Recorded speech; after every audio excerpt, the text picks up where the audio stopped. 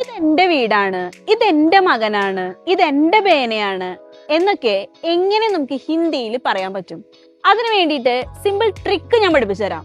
ആണ്, ഇതെന്റെ മകനാണ്, ഇതെന്റെ വീടാണ്, ഇതിലൊക്കെ കോമൺ ആയിട്ട് വരുന്നത് ഈ ആണ് എന്നുള്ള വാക്കാണ് അല്ലെ.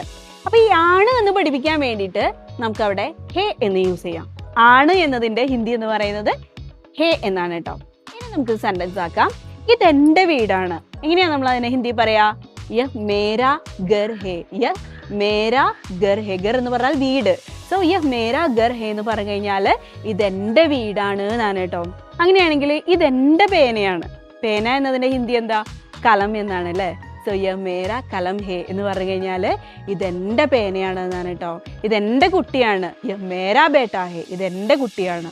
അങ്ങനെയാണെങ്കിൽ ഇതെന്റെ ജോലിയാണ്. ജോലി എന്നതിന്റെ ഹിന്ദി കിട്ടിക്കഴിഞ്ഞാൽ സെന്റൻസ് കംപ്ലീറ്റ് ചെയ്യാൻ പറ്റുന്നുണ്ടല്ലോ.